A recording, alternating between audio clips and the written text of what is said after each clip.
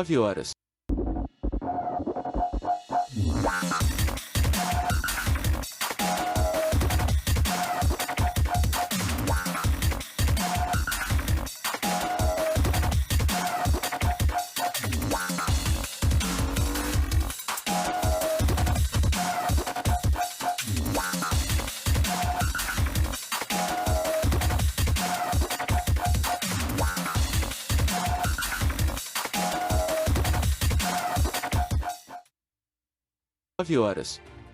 Um oferecimento. Brasil Terminal Portuário. Fenop. Portonave. Santos Brasil. Sustenta Infrabrasil. Transbrasa. Boa noite. Continua a tensão entre o governo brasileiro e Israel depois do presidente Lula comparar o conflito na faixa de Gaza com o Holocausto. O BNews 19 horas vai falar sobre a relação comercial entre os dois países e as possíveis consequências para o Brasil. Você vai ver também as notícias de Brasília e as atualizações sobre o incêndio que destruiu um depósito da Receita Federal em Santos. Tem também notícias sobre o navio que segue encalhado em São Luís do Maranhão. O BNews 19 horas está começando agora.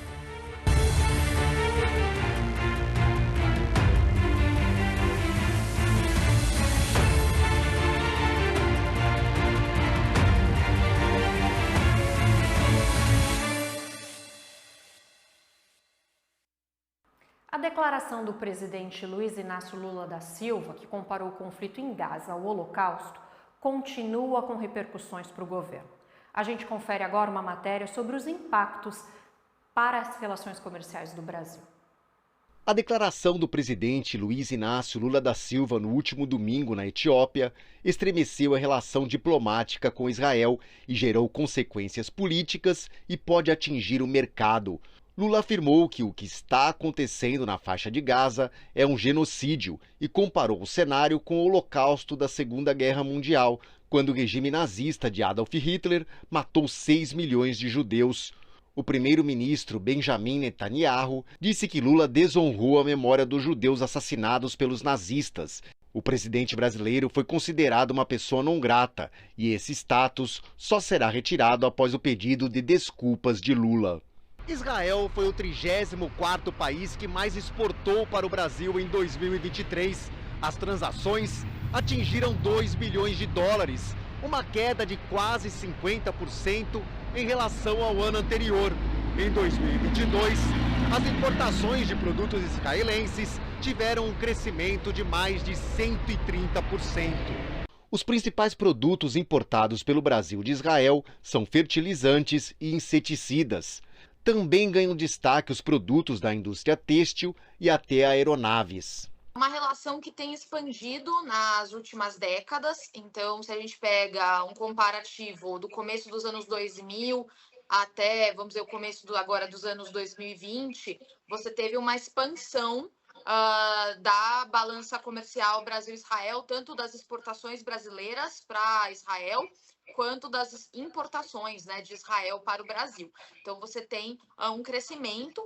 Esse crescimento, ele foi da região do Oriente Médio todo, né, incluindo Israel. Então, é um crescimento que foi passando por todos os governos, não teve uma diferença, né, se foi um governo mais de esquerda ou governo de direita, você teve uma expansão quase linear, né, de um aumento, né, das trocas comerciais de Brasil com Israel. Já as exportações brasileiras para Israel chegaram a 662 milhões de reais no ano passado, com destaque para óleo bruto, carne bovina e soja. A pesquisadora do Instituto Brasil-Israel afirma que a declaração não faz apenas com que o Brasil perca relações com Israel. O país também pode ter prejuízos com países aliados ao Estado judeu, como os Estados Unidos. Nós não podemos esquecer que os Estados Unidos está entre os principais parceiros comerciais do Brasil, diferente de Israel, que tem um peso menor na balança comercial brasileira, mas que pode influenciar. Então, se os Estados Unidos quiserem, né, defender Israel nesse aspecto, isso pode afetar também na própria balança comercial brasileira. A gente precisa lembrar que Israel ele tem um acordo, faz parte de um acordo de livre comércio com o Mercosul. É um dos poucos países que é um membro observador do Mercosul. Então, foi assinado, inclusive durante o primeiro governo Lula, foi assinado um acordo de livre comércio entre o Mercosul e Israel. Isso é muito positivo, muito benéfico para todos os envolvidos. Se as relações são rompidas, é rompido esse acordo também. Então, isso tem que ser considerado. Então, no momento, ainda não é afetado as relações comerciais. Conforme a crise se agravar, isso pode acontecer. Ela afirma que o Brasil precisa se colocar como um mediador na busca por um acordo entre Israel e a Palestina. Historicamente, o Brasil ele tem um papel na diplomacia, um papel de mediador, um papel de um país comprometido com a paz, comprometido com o direito internacional, com as organizações internacionais. O Brasil ele tem muitas vantagens por ser um país que historicamente é pacífico, que não é envolvido em conflitos. As críticas elas podem existir. O governo brasileiro já criticou Israel em outros momentos e não teve uma crise diplomática. O problema foi a comparação que foi feita. Então, comparar a ação de Israel com a ação dos nazistas durante o Holocausto, né? Então, esse foi o problema da comparação, porque o presidente Lula não comparou com outros genocídios. Então, ele não só disse que Israel estaria perpetrando um genocídio, ele disse que foi o genocídio dos judeus. E com uma frase como essa, ele fecha portas, né? Porque Israel não vai mais aceitar o Brasil enquanto mediador depois dessa frase. E antes, o Brasil poderia ocupar esse espaço. A gente continua falando sobre a crise diplomática entre Brasil e Israel, porque o presidente Lula já está de volta, o embaixador do brasileiro em Israel também já voltou e a gente vai ao vivo para Brasília conversar com a nossa correspondente Marília Sena. Vamos ver se a gente já temos o sinal da Marília. Boa noite, Marília. Oi, Núria. Boa noite para você e para todos que nos acompanham. Pois é, o presidente Lula já está de volta desde domingo e a fala dele lá na Etiópia tem repercutido bastante, né? Ontem, alguns senadores pediram a convocação do ministro Mauro Vieira no Senado Federal, mas hoje o presidente da Comissão de Relações Exteriores, senador Renan Calheiros, informou que conversou com o ministro das Relações Exteriores, Mauro Vieira, que está no Rio de Janeiro para resolver questões do G20, que esse ano é no Brasil, e ele disse o seguinte, que conversou com o chanceler para ir como convidado à Comissão de Relações Exteriores do Senado debater a crise com Israel, responder indagações e dúvidas. O ministro, como sempre, se prontificou a ir já na primeira semana de março em virtude das agendas do G20 e outros compromissos internacionais. Então, temos aí essa resposta do ministro Mauro Vieira, ao presidente da Comissão de Relações Exteriores do Senado, Renan Calheiros, de que vai comparecer sim ao Senado como convidado, não como convocado pela oposição ao governo, para esclarecer essa crise entre Brasil e Israel. O presidente do Senado, Rodrigo Pacheco, também discursou a respeito da crise durante a abertura da sessão legislativa desta terça-feira, e ele disse o seguinte, abre aspas, estamos certos de que essa fala equivocada não representa o verdadeiro propósito do presidente Lula, que é um líder global conhecido por estabelecer diálogos e pontes entre as nações. Motivo pelo qual entendemos que uma retratação dessa fala seria adequada, pois o foco das lideranças mundiais deve estar na resolução do conflito entre Israel e Palestina. Então, o Senado está bem reativo, Núria, com essa fala do presidente Luiz Inácio Lula da Silva, e a gente teve duas lideranças, o presidente do Congresso do Senado Federal, Rodrigo Pacheco, e o presidente da Comissão de Relações Exteriores. Na Câmara dos Deputados, continua tramitando o pedido de impeachment de Lula, que ainda não foi protocolado, mas continua recebendo assinaturas. Até o momento já são 101 assinaturas, são necessárias 175 assinaturas de deputados para protocolar o pedido de impeachment do presidente Luiz Inácio Lula da Silva, e aí o presidente da Câmara dos Deputados, Arthur Lira, vai decidir se vai pautar ou não. A gente já adianta que não tem clima para pautar o impeachment de Lula na Câmara dos Deputados por conta dessa fala. Essa, né, não é a relação até o momento de Lula e Lira. Eles conversam, né, pode-se dizer até que são aliados. O presidente da Câmara dos Deputados está sempre em conversa com o presidente Lula, conversaram inclusive antes do retorno dos trabalhos legislativos, e a Câmara, por enquanto, está com essa reação. Algumas moções de repúdio devem sair ao longo da semana, mas a Comissão de Relações Exteriores da Câmara dos Deputados ainda não tem como legislar sobre esse acontecimento, sobre essa fala do Lula, porque ela ainda não foi aberta. Na Câmara dos Deputados funciona assim: o deputado legisla como presidente, que é o deputado Paulo Alexandre Barbosa, por um ano, e no outro ano ele entra em acordo com outro partido legisla ali. Eles fazem uma eleição simbólica e outro partido legisla ali. Então o deputado Paulo Alexandre Barbosa está respondendo só com as opiniões dele, mas por enquanto ele não pode deliberar na comissão, porque a comissão da Câmara dos Deputados ainda não foi aberta. Por enquanto, reações concretas só no Senado Federal. Núria.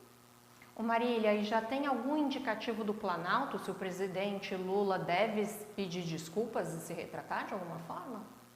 Não, o presidente Lula tem conversado com seus ministros e aliados desde ontem. Lembro que ontem ele esteve em reunião no Palácio da Alvorada durante a manhã e afirmou que não iria pedir desculpas, escalou o ministro Mauro Vieira para resolver a crise. Mauro Vieira mandou chamar o embaixador de Israel para o Brasil para se reunir com ele lá no Rio de Janeiro, porque ele está no Rio de Janeiro para resolver questões do G20. E Lula segue sem reuniões abertas, né, divulgadas para a imprensa, para a população, aqui no Palácio do Planalto. Ele passou o dia aqui no Palácio do Planalto hoje para falar de desoneração. Se reuniu com líderes do Congresso Nacional e com o ministro da Fazenda, Fernando Haddad, logo cedo, às 9 horas da manhã, para conversar sobre desoneração, sobre aquela medida provisória que foi enviada pelo governo em dezembro do ano passado ao Congresso Nacional, que reonera gradativamente os 17 setores da folha de pagamento. O que ficou decidido sobre esse assunto? Nada, porque Lula ainda quer conversar com o presidente do Senado, Rodrigo Pacheco, e com o presidente da Câmara dos Deputados, Arthur Lira, para ver a possibilidade de enviar um projeto de lei que deve tramitar em regime de urgência ou outra medida provisória. O governo precisa tomar uma atitude até o dia 1º de abril, senão essas empresas devem retornar a pagar impostos, e o governo não quer essa crise, né, com 17 setores da economia. Então, essa semana, Núria, ainda deve ter muita reunião entre o presidente do Congresso Nacional e o presidente Lula e o presidente da Câmara dos Deputados, outros líderes políticos. O governo já deixou claro, hoje o ministro Alexandre Padilha, de Relações Institucionais, já deixou claro que o governo está bem aberto a negociações, mas essa semana o presidente Lula deve se debruçar sobre reuniões da pauta econômica, né? Não sobre a crise entre Israel e Brasil. Perfeito. A gente segue acompanhando então essa pauta da desoneração e vamos também aguardar para ver se essa crise esfria. Obrigada, Marília. Boa noite. O Ministério de Minas e Energia fez ontem a primeira reunião do grupo de trabalho sobre transições energéticas do G20. As discussões focaram no financiamento da transição energética. Nossos encontros acontecem aqui na nossa capital, em Brasília, e ao longo do ano, em Belo Horizonte e em Foz do Iguaçu, acompanhada da Ministerial de Transições Energéticas do G20. Sob a liderança do presidente Lula, sabemos do desafio e a responsabilidade de assumir a liderança do G20 após a presidência da Índia, a quem aqui quero manifestar a gratidão pelo intenso e relevante trabalho. Em 2023, estive em Goa para discutirmos os rumos da transição energética no mundo.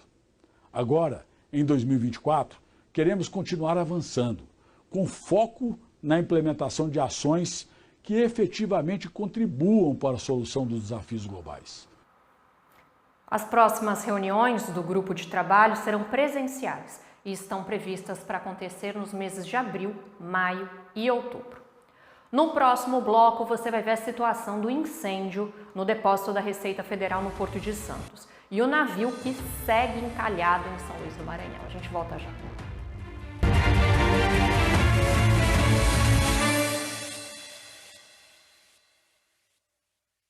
Orgulho que bate no peito, orgulho de ser BTP. 10 anos no Porto de Santos, 10 anos de história por você. Ligando as rotas do mundo, fazendo o nosso país crescer. Levando e trazendo tudo, o que é importante pra você. Orgulho que bate no peito, orgulho de ser BTP. 10 anos no Porto de Santos, 10 anos de história por você. Com sede em Brasília e sindicatos empresariais nos portos, a FENOP se mantém em permanente atividade em seus comitês técnicos e suas programações anuais. Sua principal missão é representar o setor empresarial portuário como entidade sindical com competência nacional, sempre em busca de melhorias nas operações portuárias e na qualidade da mão de obra envolvida. A FENOP continua a serviço da permanente modernização portuária brasileira. O que move o seu mundo? O nosso é movido pelo que carregamos. Movimentamos a eficiência e impulsionamos os negócios. Movimentamos o desenvolvimento e fortalecemos a região. Movimentamos as oportunidades e nos conectamos com as pessoas. É assim que a sustentabilidade, o crescimento e o futuro viram presente em cada movimento. Portonave, movimentamos mais do que contêineres.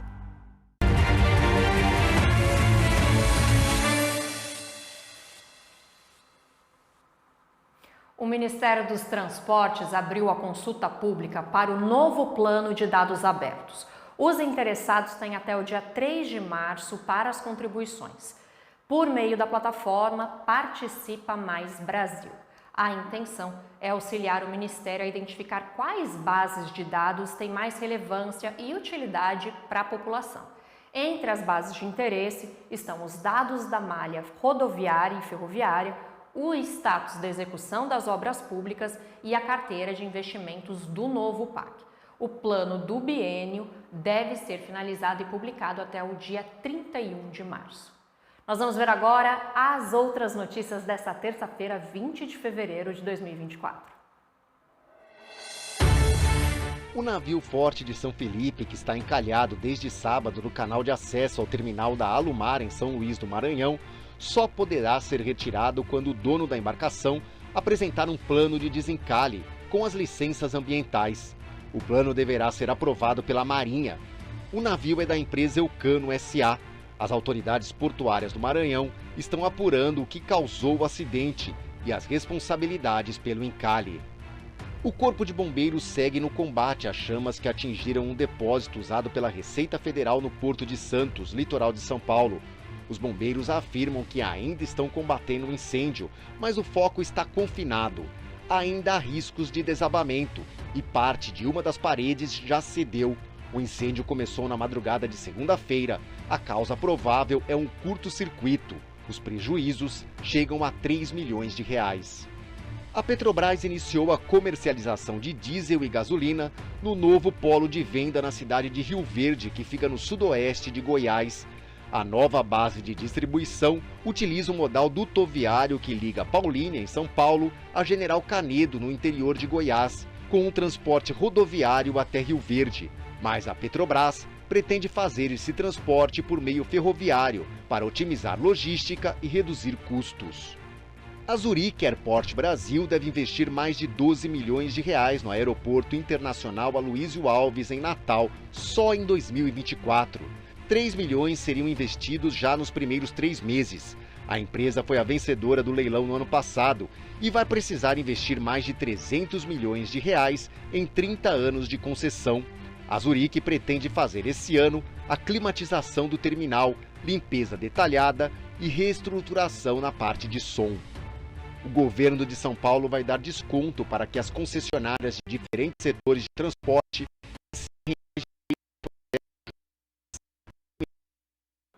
A gente teve um probleminha de áudio, mas a gente lembra que... Vamos pro nosso site aqui, porque a gente lembra que tem muita notícia no nosso site. Olha só, vamos lá para o portal bnews.com.br, porque tem novidade. Vou primeiro para nossa página inicial. O desencalhe do navio do Maranhão é a nossa principal notícia do dia, isso porque pode se estender essa situação até março. Depende, é claro, da maré alta. 10 viaturas seguem no combate ao incêndio no galpão do Porto de Santos. Ainda tem foco, já está controlado, não temos feridos, mas a gente ainda vê fumaça por aqui. O Porto de Cabedelo quer ser pioneiro no uso de e-metanol, que é um tipo de combustível de baixo carbono, uma iniciativa aí, pioneira do Porto de Cabedelo. A Autoridade Portuária de Santos realiza a operação tapa-buraco na Rua do Adubo, aqui em Santos. Para quem é de Santos tem que ficar ligado, aqui na região portuária, os nossos estúdios ficam no centro histórico, a gente já vê um trânsito maior por causa dessas obras. No jornal de hoje, temos ali as notícias do Hub, o Ministério do Turismo que lança o Conheça Brasil Voando. Tem novidade do programa Voa Brasil, que deve beneficiar 21 milhões de pessoas. Tem muito mais, não deixe de acompanhar no site do Portal BNews e também baixar o nosso aplicativo.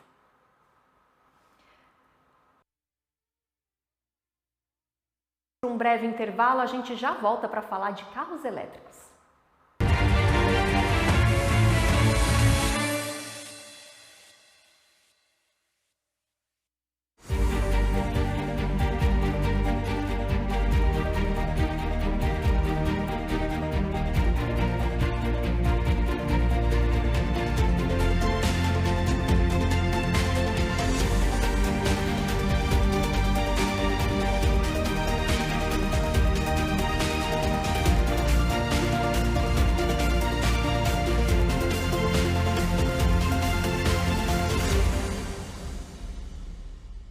Bem-vindo ao futuro da infraestrutura, onde cada raio de sol é uma oportunidade. Na Sustenta Infra Brasil, transformamos portos e aeroportos com soluções sustentáveis, comprometidos com a transição energética e o respeito à natureza. Desde 2010, oferecemos soluções de energia solar de alta qualidade e confiabilidade. Aqui, o sol guia nossos caminhos. Sustenta Infra Brasil. Seja bem-vindo à Transbrasa. Construir um legado requer tempo e energia. A Transbrasa chega aos seus 50 anos renovada. Ao longo do trajeto, construímos sólidas relações que transformaram a empresa no que é hoje. Conhecer as necessidades do mercado e acompanhar as inovações fazem parte da nossa história. Construímos relações que ultrapassam as dificuldades, pois gostamos do que fazemos e fazemos bem. Esse é o sucesso da Transbrasa.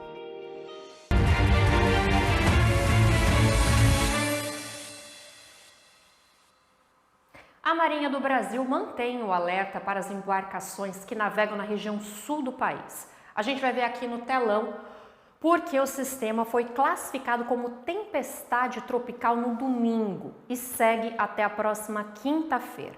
A tempestade pode causar ventos de até 85 km por hora em alto mar. Esse tipo de fenômeno é considerado raro na costa brasileira. Foram só outras 2 tempestades desse tipo registradas em 2004 e 2019. Segue o alerta, então, principalmente para a região sul. A venda de carros elétricos cresceu no Brasil no ano passado. Só que o preço ainda impede que eles cheguem a muitos brasileiros. O setor tem expectativa de popularizar os carros elétricos nos próximos anos. A reportagem é de Rodrigo Silva e Paulo José Ribeiro. Uma opção sustentável, com custo de manutenção mais baixo e sem gastos com combustível. Os veículos elétricos vêm ganhando destaque no mercado brasileiro nos últimos anos. Dados da Associação Brasileira do Veículo Elétrico, a ABVE, mostram que o país vendeu quase 94 mil unidades desse tipo em 2023 e atingiu patamar recorde, com um crescimento de 91% em relação ao ano anterior. O último mês de janeiro também foi destaque, tendo sido o melhor primeiro mês da série histórica da ABVE, com 12.026 veículos emplacados. O resultado veio apesar do aumento do imposto de importação de veículos elétricos, que entrou em vigor na virada do ano. A BYD, montadora chinesa que é líder do mercado de carros elétricos no Brasil, já anunciou investimentos no país e assumiu a planta industrial da Ford em Camaçari, na Bahia, no ano passado, onde planeja um aporte de 3 bilhões de reais. Essa será a primeira fábrica instalada pela empresa em todo o continente americano. Mesmo com avanços significativos, o mercado de carros elétricos no Brasil ainda sofre com as condições de infraestrutura. São necessários novos postos de carregamento, especialmente nas estradas, para atender a demanda crescente de novos consumidores. De acordo com o índice de 2023 da consultoria Roland Berger, que analisou a infraestrutura para carros elétricos de 30 países, o Brasil é apenas o 20º colocado no ranking global, atrás de países como Índia e Romênia. A lista foi formada por meio de pontuações de 0 a 100, com base em 27 indicadores, como as vendas de veículos elétricos, metas de emissão de CO2, infraestrutura disponível e venda de carregadores. O Brasil somou 39 pontos. O presidente da Associação Brasileira do Veículo Elétrico, Ricardo Bastos, destaca o desafio como uma perspectiva para novos negócios, que irão impulsionar ainda mais o crescimento dos veículos elétricos no país.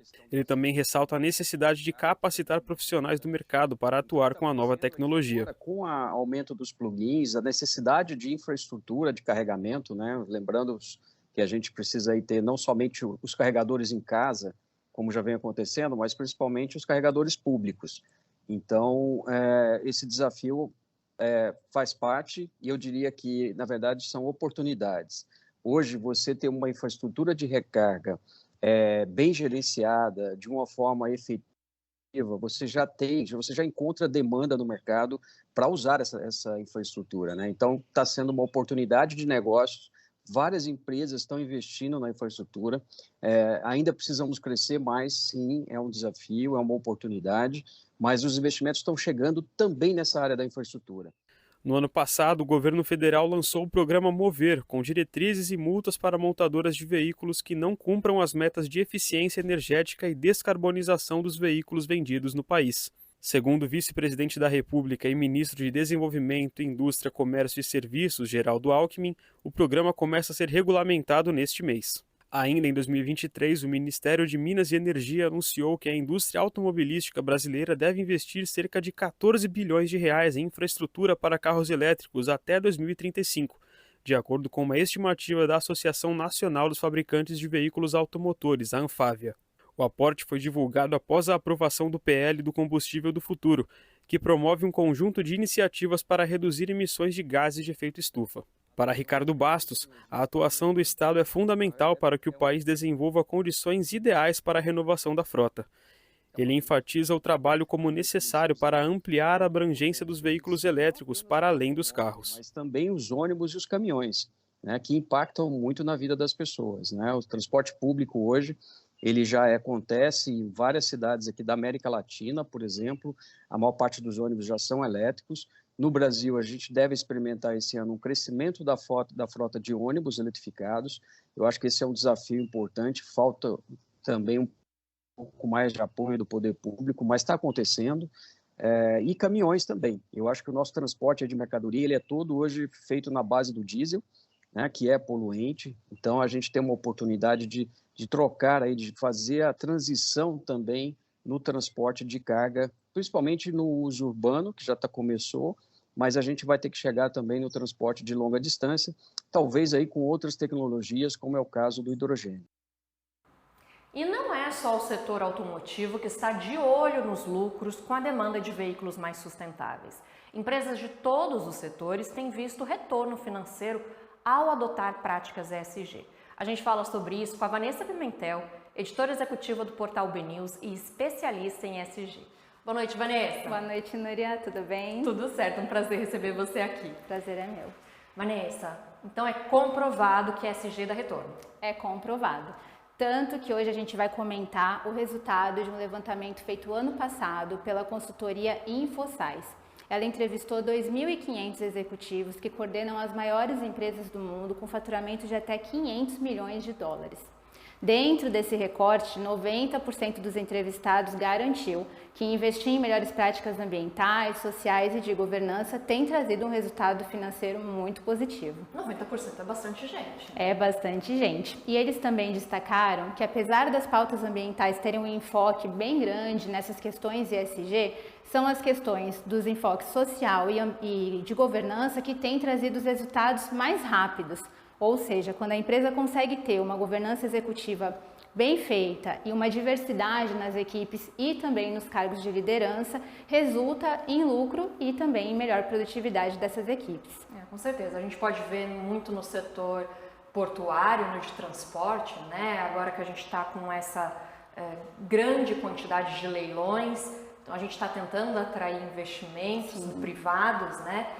O quanto que ter uma governança, em ter processos muito bem estruturados, muito transparentes, como isso atrai o investidor. Então, o próprio setor, na hora de optar por trazer seus investimentos para o Brasil, para qualquer que seja o porto ou concessão de rodovias, faz diferença mesmo, a gente percebe. Sim, tanto que a gente pode até trabalhar isso numa próxima pauta, que a NTT é uma das agências aí estatal que adotou aí um modelo de aplicação de ESG, e a gente pode até falar isso sobre isso numa próxima vez. Vamos sim, mas vamos ver os dados da pesquisa? Vamos, a gente separou aqui alguns destaques, as principais conclusões desse estudo. Olha, a gente tem aqui que as empresas devem investir em ESG 53 trilhões até ano que vem. 53 trilhões de dólares é muito dinheiro. Eu acho que aqui a gente já vê que está bem claro que as empresas de fato estão investindo em melhores práticas. Sim. E é bastante, de 2025 está aí. Está aí. Ano que vem a gente pode ver se deu certo. A gente tem aqui 41% dos entrevistados relatando que os retornos acontecem entre 2 e 3 anos. E aí, se a gente for pensar na questão que investimentos às vezes demoram de 5 a 10, às vezes até 15 anos, é um investimento aí de curto prazo, né? Sim, de retorno a curto prazo mesmo. E esses 41% aqui, eles já investem em ESG e esse é o prazo de retorno que eles já sentiram. Que eles já sentiram dentro desse prazo, desde que começaram a aplicar os conceitos de ESG nas suas empresas. E a gente tem aqui 53% das empresas compartilhando seus dados ESG com clientes. Vou citar um exemplo que não é do nosso setor, mas é a Apple, porque a Apple é uma das empresas que mais se destaca nessas questões ESG e o relatório dela é público, está na internet, o relatório ESG, e as empresas portuárias começaram a fazer isso também. Tanto que a gente tem recebido material falando, por exemplo, da aplicação do início de relatórios de redução de emissões de gases, de efeito estufa. Enfim, eu acho que aqui uma coisa que a gente pode comentar é que esse 53% deve aumentar nos próximos anos, porque como cada vez mais empresas estão aplicando os conceitos ESG, a gente deve ter aí um crescimento desse compartilhamento de informações ESG das empresas. E a sociedade também cobra, né? Com certeza, cada vez mais. Uma coisa muito legal que você falou do relatório da Apple, é muito interessante o jeito que eles fizeram. Eles fizeram um vídeo, né? Sim. Muito legal, com a mãe natureza e muito aproximando esse conteúdo ESG, que às vezes as pessoas acham chato, né? Sim. Para a vida das pessoas, realmente para quem usa celular. Eu achei incrível e acho que aqui no Brasil a gente também tem que ter essa popularização dos relatórios. Sim. E também não dá para ser só relatório por relatório, né? A gente tem que aplicar esses dados, essas mudanças, na verdade, para que elas se reflitam em dados reais, não só para encher ali papel. Sim. Aliás, dentro disso que você está falando, tem uma prática chamada greenwashing, que é quando as empresas dão uma maquiada nos dados, e é uma das pautas que a gente também vai discutir aqui nos nossos próximos encontros. Não, muito bom, porque realmente a gente percebe que o setor está se adaptando, mas ao mesmo tempo, às vezes dá aquela divulgada, que você fala, não, mas isso aqui não é nada. Depois que você vai analisar, né? Você fala, nossa, mas isso aqui é tão pequeno, ou esse dado aqui está um pouco inflado. Sim, exatamente. Importante. Obrigada, viu, Vanessa? Eu que agradeço, Núria. Obrigada. Nada. Obrigada, gente. Boa noite. Essa foi a edição de hoje do BNews 19 horas. Outras outras informações sobre infraestrutura, logística e transporte você encontra no nosso site portalbnews.com.br. Não se esqueça de seguir o BNews nas redes sociais e se inscrever na TV BNews no YouTube. Uma ótima noite para você!